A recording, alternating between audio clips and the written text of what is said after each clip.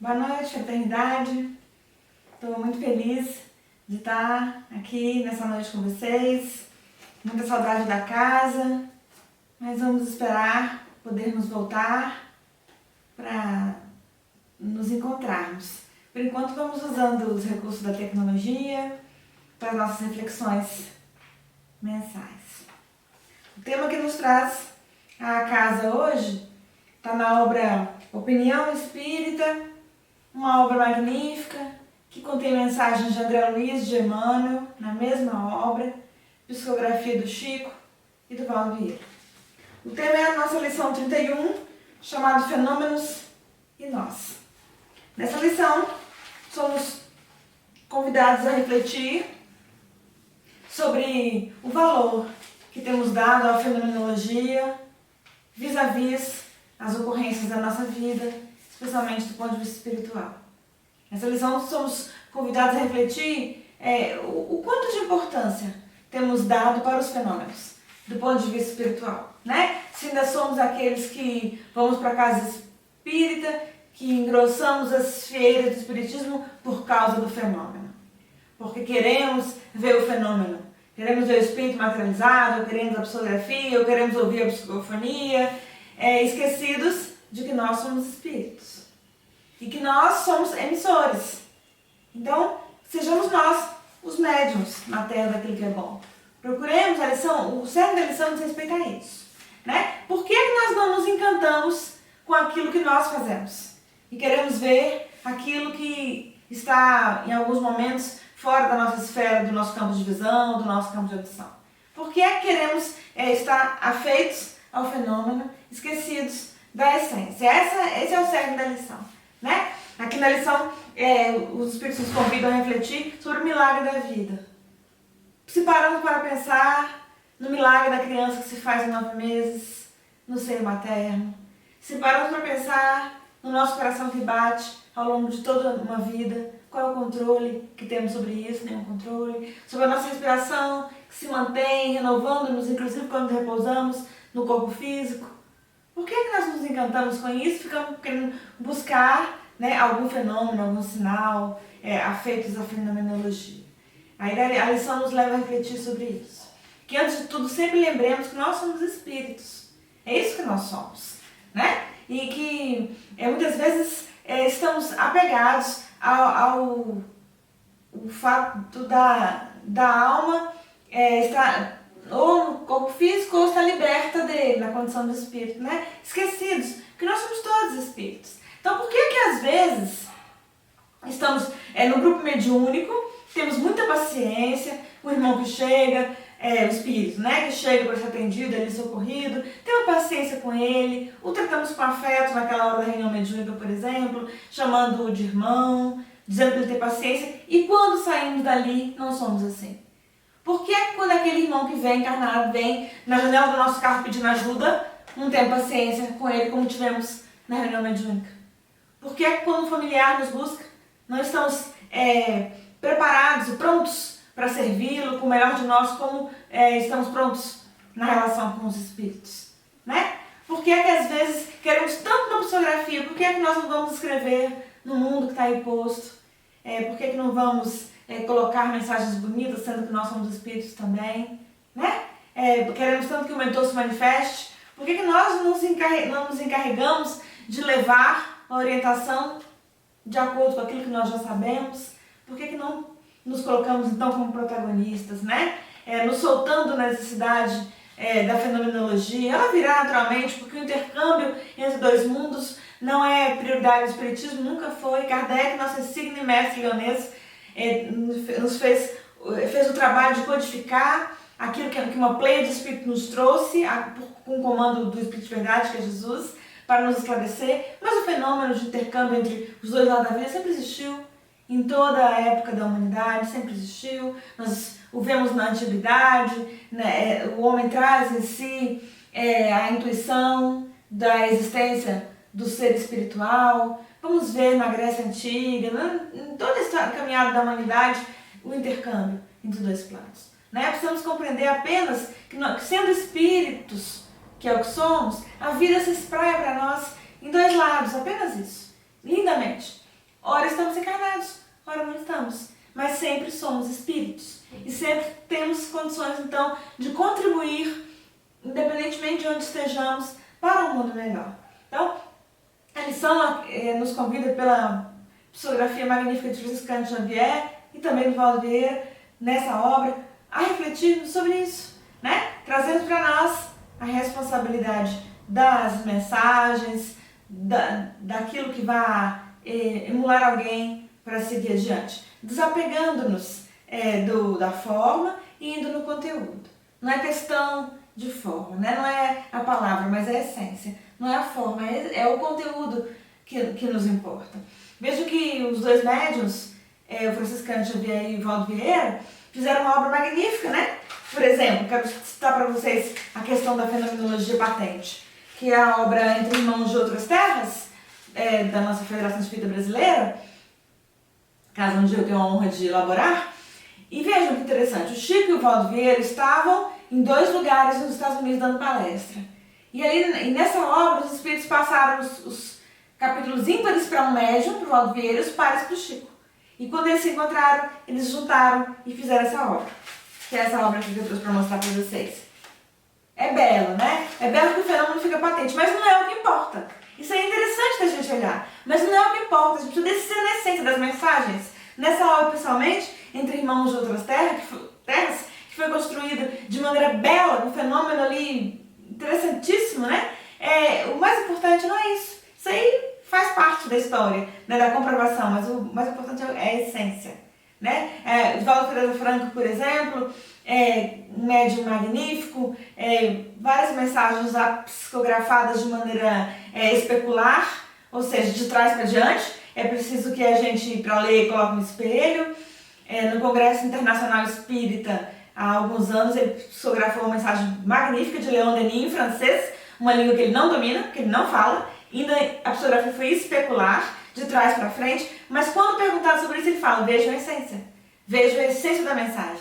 Embora o fenômeno ali patente para reafirmar a nossa fé, o Divaldo nos convida a irmos na essência do ensinamento, né? Então, todos os espíritos de autoclate moral sempre nos convidam a isso, a conseguirmos, enfim, após tantos anos de caminhada, né? Caminhada espiritual, caminhada como cristãos, enfim, caminhada como espíritas, né? Desde a terceira revelação, consolador prometido pelo Cristo, enfim, conseguimos nos desvencilhar daquilo que é fenômeno, desapegarmos daquilo que é forma, para irmos na essência, porque é o conteúdo que precisa nos incentivar à mudança. O avanço intelectual não nos permite, não nos proporciona o avanço moral, mas ele nos abre um leque, né, de possibilidades, porque compreendemos, e porque compreendemos precisamos conseguir mudar a nossa ação, né? O avanço moral nos dá o conhecimento, e o conhecimento é responsabilidade.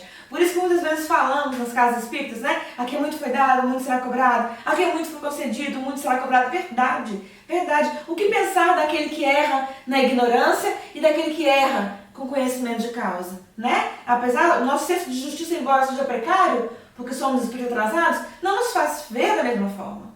É nesse sentido que precisamos, já que temos acesso, por misericórdia, a tanto conhecimento do Espiritismo, especialmente a nós espíritas, nos traz para os espíritos que falam nesse momento, eu incluindo-me, né, escutando o que estou dizendo. Já que temos tanto acesso, tanto conhecimento, precisamos então, enfim, irmos na essência desse ensinamento para transformarmos a nossa vida, desapegarmos daquela que é forma para conseguirmos ir no fundo.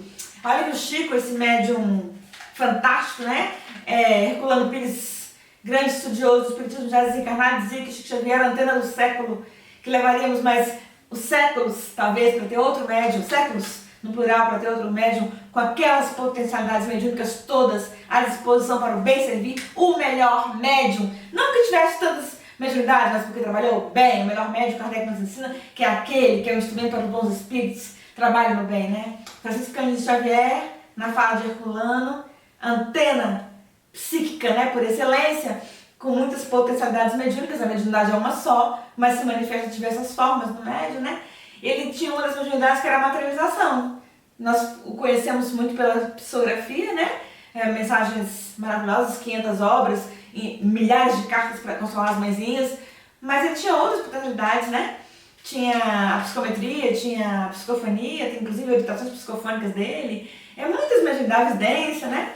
E tinha a capacidade da materialização, doação fluídica para a materialização. E o Chico começou a trabalhar com isso em Uberaba durante um tempo, né? Num grupo experimental de estudiosos, do qual participava inclusive Arnaldo Rocha, viúvo de Irma Rocha, que é a nossa Meimei. E aí nesse grupo de materialização, várias almas maravilhosas, magníficas, materializavam o próprio Emmanuel, almas do Quilates Sheila, e um dia Emmanuel se materializou e falou: hoje encerra esse trabalho. Porque nós precisamos, e porque o fenômeno nos atrai, né? Então ele encerrou o trabalho de materialização para isso, para que nós estivéssemos mais atentos às mensagens que viriam pelo trabalho, pelo labor do Chico. Mais atentos à moralidade das lições e menos afeitos ao fenômeno, que era fantástico também, mas mais afeitos para que nós nos atentássemos às lições que viriam por meio daquela antena magnífica, daquele trabalho do Verbo de Jesus. Então, a lição aqui do livro Opinião Espírita nos convida a nos desvencilharmos da necessidade do fenômeno para os nossos sentidos físicos. Né? Nós queremos ver, queremos ouvir, nos soltar disso para irmos na essência. O que esse conhecimento traz para mim? Né? Essa necessidade que os Espíritos nos trazem aqui, da gente conseguir ir além do fenômeno, está desde Jesus, do nosso mestre querido. Nós vamos olhar lá no episódio maravilhoso da multiplicação dos pães, onde uma fenomenologia está patente, um episódio que é narrado pelos 4 evangelistas, inclusive, o que é raro, a maioria dos episódios é citado por 2 ou 3, né? Um episódio chamado da multiplicação dos pães é citado pelos 4 evangelistas. E nós vamos perceber que o fenômeno patente físico ali, da manipulação fluídica feita pelo nosso mestre, nosso Senhor, capturou os sentidos durante múltiplas vidas. Até hoje, quando a gente lê o episódio, a gente só pensa no pão que multiplicou mesmo, né? Que de 5 pãezinhos, 2 peixinhos, mais 5.000 homens, não sabemos quantas mulheres, nem quantas crianças, mas sabemos que 5.000 homens foram alimentados e sobraram 12 cestos. O fenômeno nos capturou, mas Jesus nos ensinou, a gente aqui não teve olhos de ver, que esse não era o ponto importante. O ponto importante foram as falas dele, quando ele vira para os discípulos e fala: dá-lhes voz de comer, quando eles ficam saber o que fazer, ensinando-os que eles deveriam ir na direção da multidão e alimentá-los, como nós também devemos ir hoje, quando o Consolador prometido encampa em nosso coração, precisa encontrar guarida em nosso coração, que nós sejamos aqueles despenseiros do pão espiritual na terra. Jesus nos convida também a darmos aos outros de comer. Então, estarmos desvencilhados da questão da fenomenologia nos convida a isso, a irmos na moralidade da terceira revelação, do Consolador prometido por Jesus, que é o convite para a nossa transformação íntima, que diz respeito a abraçarmos, enfim, o ensinamento moral e transformarmos esse ensinamento em luzes e bênçãos a partir da mudança da nossa conduta na Terra. Se nós quisermos, hoje pode ser o dia da nossa transformação. Até ontem fomos aquela pessoa egóica, equivocada na vida, vaidosa, egoísta, egocêntrica, mas hoje não mais. Se nós abrirmos as portas do nosso coração para que o ensinamento entre de verdade em nós podemos transformar, em definitivo, a nossa vida de agora para frente. Todas as grandes almas, gente, todos os números tutelares tiveram uma encarnação em que eles fizeram, a partir daquele momento, diferente. Se nós estamos nesse momento planetário difícil, na nossa estrela de Damasco, é tempo de entrarmos em nós mesmos, na nossa casa íntima, e sairmos de nós renovados, transformados para um mundo novo, porque seremos também pessoas novas. Aquele episódio maravilhoso de Jesus ao cego de Jericó diz respeito a isso. Olha o fenômeno da cura ali, né? Da cura física. Kardec nos explica de maneira magnífica na Gênese como que isso acontecia, como Jesus fazia, né? Nosso Senhor, a alma mais avançada, mais pura, mais linda, que já pisou na terra, Senhor da manipulação fluídica. E nós aqui com dificuldade para compreender, né? Kardec nos elucida sendo a chave da porta que é Jesus para nós. Aquele episódio nos fala de maneira linda no Evangelho sobre isso. Eis que Jesus ia, né? Vamos lembrar como que é o episódio? Eis que Jesus ia. E junto com Jesus, a multidão. Quem é que ia com Jesus, gente? Todo mundo com Jesus. Com o mestre iam as crianças, os pobres, os estropiados, os mendigos, os aleijados iam também, os soldados, as mulheres, as crianças, as prostitutas, os pobres, os ricos, todo mundo atrás de Jesus. Todo mundo querendo tocar a fímbria do manto de Jesus. Nesses tempos difíceis, gente, é preciso que a gente também toque. Toque o manto do mestre, para que a luz dele se derrame sobre nós e nos sustente nesses dias complicados na terra. Por isso que Joana, a partir da mediunidade magnífica de Divaldo Pereira Franca, nos fala que isso naquela época inovidável de Genezaré, depois do Gólgota, os discípulos falavam que saudade de Jesus. Hoje a gente repetiu também, que saudade de Jesus. Saudade do mestre na terra? Não, porque ele segue à frente dessa nau, como diz Eurípides Barçanufo. Jesus segue sendo o nosso mestre, o nosso Senhor. Jesus é saudade de Jesus e Joana no coração da criatura humana. Porque se o mestre estivesse reinando, é aqui que ele quer reinar, este é o reino do Cristo, é o nosso coração. Se ele estivesse aqui reinando no nosso coração, as nossas escolhas espirituais seriam outras. E estaríamos na terra, vivendo um outro momento. Que saudade de Jesus. É preciso que a gente também vá atrás dele agora, para tocar no manto. Igual aconteceu com a mulher hemorroíça, outro fenômeno lindo, maravilhoso, sejamos curados. Mas dessa vez, curados aqui na nossa alma, porque precisamos de verdade curar a nossa alma. Para a cura física já avançamos tanto na medicina terrena. É preciso que toquemos Jesus para nos curarmos como humanidade. Naquele episódio maravilhoso. Lá vai Jesus. E na hora que aqueles cegos evangelistas nos contam, o cego de Jericó havia nascido cego, cego de nascença, que chama Jesus, filho de Davi. Jesus, filho de Davi, chama 3 vezes. E Jesus para e volta, e se volta para ele e se aproxima dele. Nos seus pedidos também, o mestre vem em sua direção. Tenho certeza disso, que naqueles momentos de recolhimento, nos seus momentos de oração, quando você chama pelo mestre, Jesus vem caminhando em sua direção. Permita-se ser tocado por ele, mas especialmente, permita-se tocar Jesus. É preciso que sejamos à altura desse toque, que purifiquemos nossos atos, sentimentos, palavras, o nosso estar na terra, para que possamos, enfim, tocar. Não somos dignos, né, nem desatar a chinela dele, mas possamos tocar o manto do nosso mestre, para que ele nos cure. Jesus vem na sua direção como foi na direção do cego de Jericó. Para, no meio da multidão, e se volta, se aproxima dele. Gente, veja a delicadeza do mestre. Que coisa linda. Ele se aproxima do cego de Jericó e pergunta para ele: que queres que eu te faça? Gente, parecia óbvio, né? O homem era cego, então ele queria enxergar. Mas Jesus, na sublimidade daquela alma divinal, deixa que ele fale para respeitar o livre-arbítrio dele. Nós também, tá? Nossos momentos de querermos ajudar o outro, é preciso que o outro também nos diga exatamente o que ele quer. Pra gente não sair trabalhando, entrando na vida dos outros, fazendo de repente na vida do outro que a gente acha que o outro queria, às vezes ele nem quer, nem vai fazendo feliz dessa forma. É o nosso ego que vai, calma. Aprendamos com o nosso Messias maravilhoso. Jesus pergunta para ele: o que queres que eu te faça? E aí o cego fala: Senhor, que eu veja. Essa frase, Senhor, que eu veja, precisa nos tocar também. É preciso, gente, para além do fenômeno, que peçamos para Jesus que Ele nos permita ver. Não é a visão física, não é o fenômeno, é que possamos ver com a nossa alma. Que tenhamos olhos de ver para enxergar o que Jesus espera de nós, o que Ele quer que façamos, quem Ele quer que sejamos. Precisamos repetir muitas vezes a fala do cego de Jericó: Senhor, que eu veja. E porque Ele pede, Jesus então faz o fenômeno acontecer. Mistura ali um pequeno lodo na mão, passa no olhinho dele e fala: então eu quero. Vede. E aí o cego então passa a ver. O cego então vai ao templo, né? E aí, ali no templo, os sacerdotes que eram muito egóicos, somos todos nós, em vidas transatas, né? Não aceitavam o nosso Messias e começam a falar: esse cego é um farsante, ele não era cego não. Chama os pais dele, o pai e a mãe falando: ele é cego de nascença, ele nasceu cego. E aí ele fala, o cego fala assim, perguntou pra ele, né?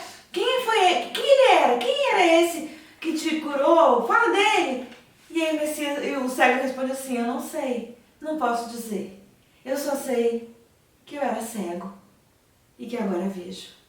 Ali um fenômeno de cura, né? Kardec nos ensina de maneira bela, na Gênesis, como Jesus operava, né, as transformações, por que a aprovação daquele cego termina ali, mas é preciso que avancemos do fenômeno e olhemos a essência. A fala do cego de Jericó é a fala para todos nós. Ele diz, eu não sei quem é ele, eu só sei que eu era cego e que agora vejo. Em verdade, gente, presos a fenômeno, querendo encontrar o que fosse sobrenatural na Terra, quando aprendemos que não existe nada na Terra que não atenda a leis naturais, até aquilo que a gente ainda não compreende, atende a leis que são divinas e que não mudam, são leis imutáveis, que são as leis de Deus. Então, para além disso tudo, precisamos agora, enfim, especialmente nós que somos espíritas, avançarmos e irmos no ensinamento. Precisamos repetir para nós mesmos, eu era cego e agora vejo. Agora que o Consolador prometido pelo nosso Mestre chega e ilumina mais que o nosso entendimento, o nosso coração, sejamos capazes de repetir, eu só sei que eu era cego e agora vejo. Avancemos da fenomenologia para a essência do ensinamento. Avancemos do entendimento para a ação amorosa e caritativa, portas adentro do nosso coração. Em verdade, já sabemos muito, mas é preciso que a gente avance do intelecto para o coração. Né? Não nos permitamos ser estantes ambulantes que decoraram tudo, que sabe todas as questões do livro dos Espíritos decoradas, mas para quê? Todo esse ensinamento para quê? Todo ensinamento precisa se transformar em ação em nós, portas adentro do nosso coração, caridade, amor vivido, vivenciado todos os dias, onde quer que estejamos. Avancemos para além daquilo que os nossos sentidos nos mostram, né? Para aquilo que nós precisamos aprender em caminhos nunca antes caminhados, que são os caminhos da nossa própria reforma íntima, para sermos quem ainda não somos, mas Jesus espera que sejamos. Queria encaminhar os minutos finais da nossa fala contando-lhes uma história, que nos mostra que às vezes o que vemos não é o fenômeno que se apresenta para nós não diz respeito à realidade espiritual.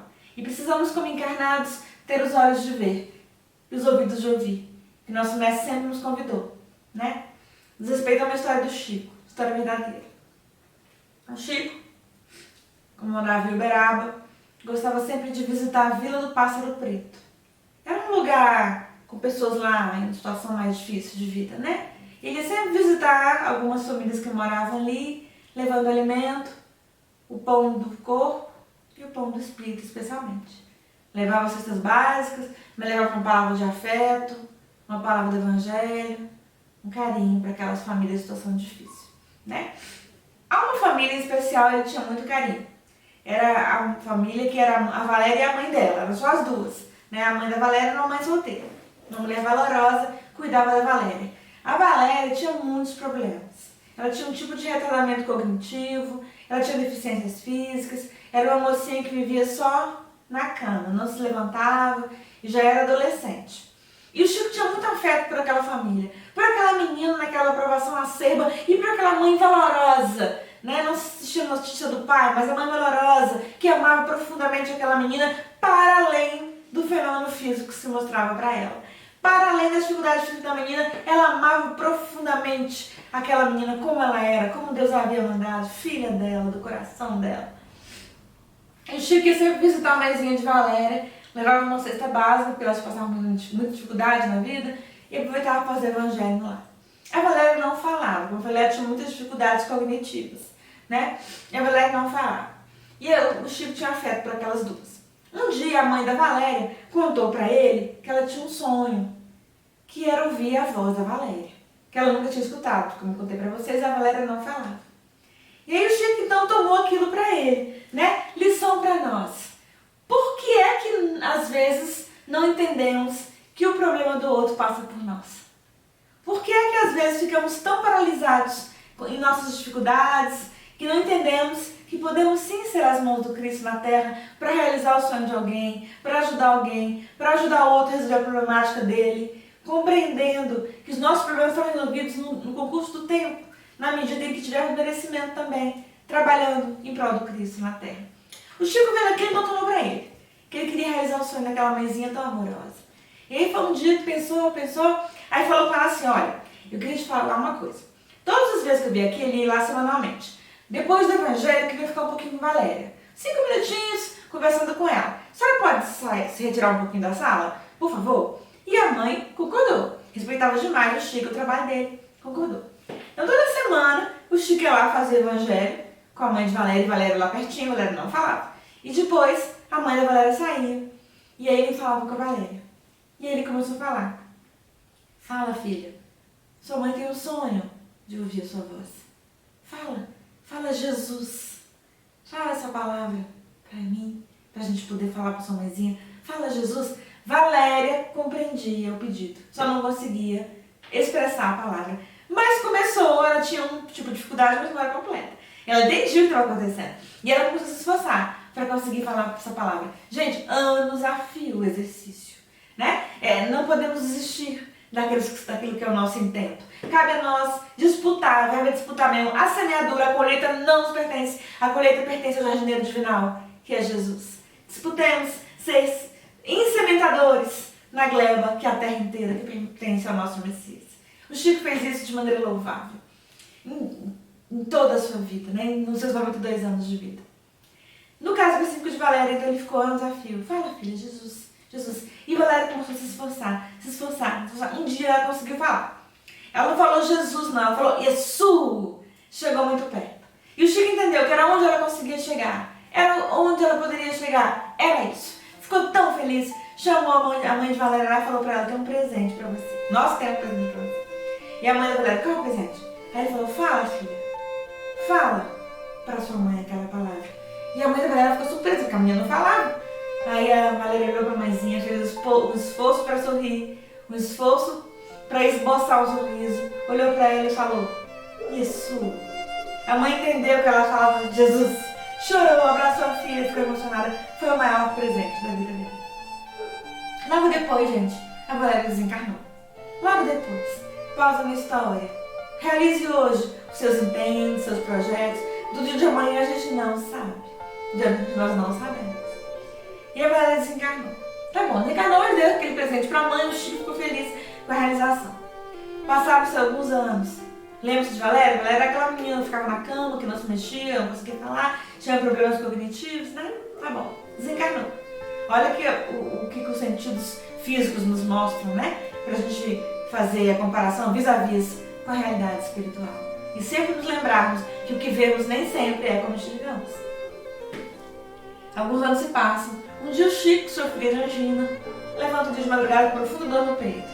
Quem sofreu de angina sabe, quem sofre, como isso é doloroso, né? Douradinho na cama do Chico tinha uma caixinha de cebola. A vida inteira ele teve uma caixinha de cebola lá na cama dele, onde ele colocava os remédios. E ele levantou de madrugada tateando, não conseguia achar o remédio, botou a mão no peito e falou, meu Deus, vou desencarnar. Não conseguia nem achar o remédio, tá doendo demais, o que eu faço? Aí pediu socorro aos espíritos. Nesse momento ele vem entrar no quarto, uma luz maravilhosa que inunda o quarto. Ilumina o quarto, uma luz espiritual, entra uma moça linda. A moça chega, coloca a mão no peito dele e estanca a dor. Ele agradece, respira aliviado. Ela apenas sorri, não fala. E vai saindo do quarto, descendo pra ele. E aí ele fala pra ela, moça, fala seu nome, pra eu te agradecer por toda a vida, por esse momento de cura que você me proporcionou, estancou a dor que eu senti. E ela olha pra ele e fala pra ele, Chico, eu vou te falar só uma palavra e você vai saber quem eu sou. E ele falou pra ela, fala filha, quem é você? Ela sorriu, um sorriso lindo, angelical, e disse pra ele, isso. Era Valéria, aquela alma iluminadíssima, que voltava pra curá-lo, para devolver ele no corpo, naquele momento magnífico que ele havia proporcionado. Não nos enganemos com nossos olhos, busquemos a alma. Vamos lá em Antoine Saint-Exupéry, na Aurora Magnífica, que parece que é para criança, mas é para crianças de todas as idades. O essencial mesmo, é invisível aos olhos. Busquemos na vida aquilo que é visto apenas pelo coração e trabalhemos nessa direção. Eu tenho certeza que conseguiremos um dia, quando voltarmos para casa, que dia lindo que vai ser, teremos transformado a nossa jornada. Porque teremos, enfim, atendido ao convite inovidável do nosso Mestre. Que tenhamos olhos de ver, para além da matéria, para além dos fenômenos, que tenhamos ouvidos de ouvir, para além daquilo que os nossos sentidos físicos nos proporcionam, ou que talvez iludidos quiséssemos ouvir. Busquemos o coração. O essencial sempre, sempre, sempre estará invisível aos nossos olhos. Jesus nos abençoe, nos guarde, hoje e sempre. Obrigada.